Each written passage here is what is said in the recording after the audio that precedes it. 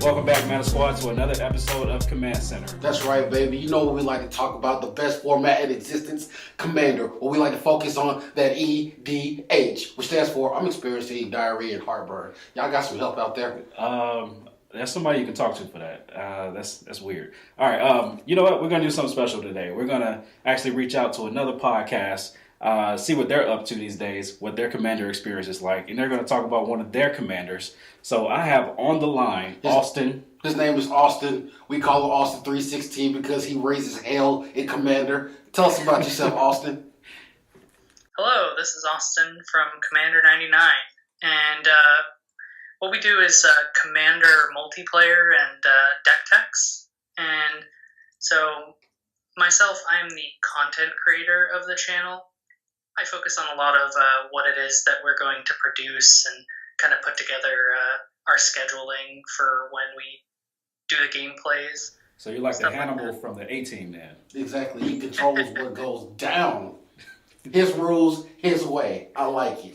You could say that. Okay, cool. So Austin, we like our commanders. We like our fair share of commanders. What are you showing us today? What are you bringing to the table? So I'm bringing General Tazri, and this is Ally Tribal. Allies was one of the first decks that I ever built when I started playing Magic. I started around Zendikar, and so it actually started with Chromat was the first commander I used for Allies. That was before we got Battle for Zendikar and Oath of the Gatewatch, and General Tazri kind of took over as the flagship for the deck. Okay. I'm digging it. So why is this guy special to you? Why do you like him? So Enter the Battlefield effects are extremely strong in my eyes. Creature-based themes are among one of my favorites. And there's something about Allies that drew itself to me when you see not only a creature entering the battlefield giving you an effect, but when a second creature enters the battlefield, now both of those creatures are going to get that effect. It's just more added value from those creatures. It's like a what's that artifact? Panharmonica. Panharmonica. I can't stand to You know, Yes. When one thing triggers another one and that thing triggers something else, that's a value meal. That's the only thing I order when I go to a fast food restaurant. Yeah, and that card definitely sees its play in this deck for sure because it works with all the creatures. You are a sick man, Austin. I like it. I like it too. So, tell us about this commander. What does he do? Tazri, when he enters the battlefield, you're going to search your deck for an ally, put it into your hand. It also has a secondary ability for Wooburg, white, blue, black, red, green. Mm-hmm.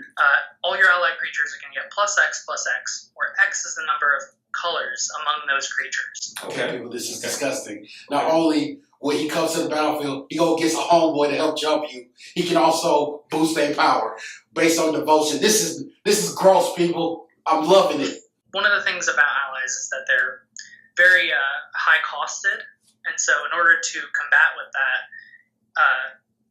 you got a lot of tribal synergies with some of the more recent Commander 2017 product, and so you've got like Herald's Horn that came out to reduce the cost of your creatures. Yes. Before that, Urza's Incubator, reducing them by 2. Yeah. So the way that I like to build allies a lot of the times is I'll go for more of a swarm mechanic, and I'll try to use cost reduction in conjunction with ways to draw cards from your creatures entering the battlefield. So you've got Kindred Discovery, which draws you a card whenever a creature of the chosen type enters the battlefield or attacks. Vanquisher Banner does a similar thing. True. Enters the battlefield, draw you a card. And these allies, they benefit off of one another depending on how many allies you have on board. So if you're playing 4 or 5 different creatures in the same turn, well, all those abilities are going to trigger back to back as they enter the battlefield. You have trigger abilities. You're drawing cards. You're buffing your creatures. You're missing the key part. This deck is the friends deck. How many of us have them? Because for each one, the game gets stronger.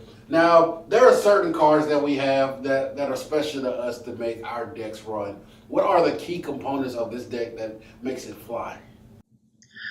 Well, So there are particularly some allies that kind of function the best when multiple enter the battlefield at the same time. So you've got Hagra Diabolus. Okay, I'm not familiar with that one. Whenever it or another ally enters the battlefield under your control, target opponent's going to lose life equal to the number of allies you control. Oh, that's gross. As well as the Balaget Thief. When that enters the battlefield, you're going to have your opponent reveal their hand to you, and then you pick one card from it, they discard it, and that works equal to the number of allies you have in play. Okay, see, now you getting rude, sir. All right, I was cool with it taking the life, but now you reaching into my refrigerator and taking my cards. You see, this is sick. This might be H1N1. It might be bird flu. I'm not sure yet. So one of the adverses of this deck is that it's very susceptible to board wipes. Okay. And so, if you don't have 2 or 3 allies on board before you start getting some of your major hitters, and an opponent board wipes you, you're going to have some difficulty, coming back from there. But what makes this deck great is that it works really well with evasion type effects and recursion, mass recursion, because by using cards like Ghost Away and Eerie Interlude, they exile all your creatures from the battlefield and then return them back to the battlefield at the end step. Do their ETBs trigger up this? They do. Oh, God. It goes a step further. They all see each other when they enter the battlefield. Oh, God. It's so gross. So there are certain cards and certain strategies that I avoid because I don't math so well. Yeah, Cathar's Crusade, stuff like this, that see each other when they enter at the same time. I can't do it. You see, if you were to do that to me while we were playing, I'd just throw some stuff and run. Because I'm not gonna let it resolve. You're gonna ask, does it resolve? I'm gonna throw some paper, I'm gonna disappear into a log, and I'm gonna run. Yeah. I can't let that happen. What else you got for us? So so far I've heard some nasty stuff already. Yeah, man, I'm starting to get a little scared right now. Yeah. So trying to take it a step further, once if your opponents manage to prevent you from flickering your creatures, then they end up going to the graveyard from a board wipe. You have cards like Patriarch's Bidding, which you pick a creature type and return all creatures of the chosen type to the battlefield. Yep, it's true. Are you kidding me? That's true. That's a real card? That's a card. Oh, God. 5 mana. I'm scared, man. This is gross. There's also one that works particularly well with allies. It was printed in Battle for Zendikar. It's March of the Tome. For 3 colorless, a white and a black, you can return any number of allies with converted mana cost equal to 8 or less from your graveyard to the battlefield.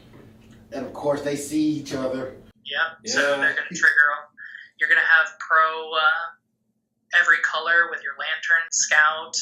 Turn Timber Ranger is going to cause you to create 5 wolf tokens. Hey, man. Come on, man. Kids watch this show. You can't say profane things like this. Oh, my God. We got to censor what he just said. I don't know how to take this. I don't even know what the deck to fight against this.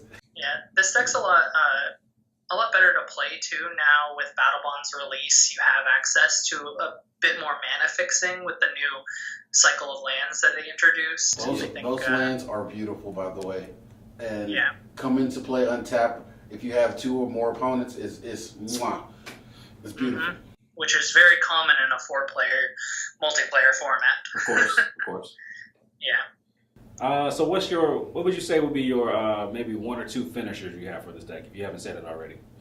Finishers. I think some of the big ones are like Panharmonicon, because it triggers the abilities multiple times. It's all about getting those abilities off and repeating them. And so you want to be able to put in a few allies and then bolster them by having their abilities enter multiple times, I think. Okay. That's true. I'm pitching a Strionic Resonator in this deck, and I'm not liking it. You honestly don't even need one. I thought of the best defense against this deck, now that I think about it. Step 1, crap pants. Step 2, faith. All right, that's what I'm thinking. Is there anything else, like, what drew you to this ally deck? I think I've always been a big fan of tribal, and I think that the more I saw creatures being able to get value by having a body on board, it really drew my attention. I think by being able to use multiple abilities in the same turn, it kept me going. Like there's so much versatility with allies. There's 3 different ways that I've built this deck in the past, and each way has been pretty strong.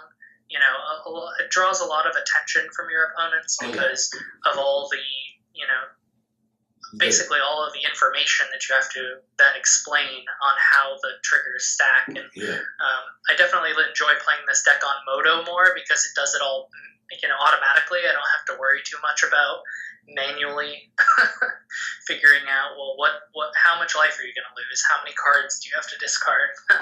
All you got to say is, first of all, you did, okay? That's the only thing that's important. You did. So I think we touched a lot on this deck. Definitely want to get a deck list from you so we can just have that posted in the comment section, in the description section maybe, so people can take a look at that.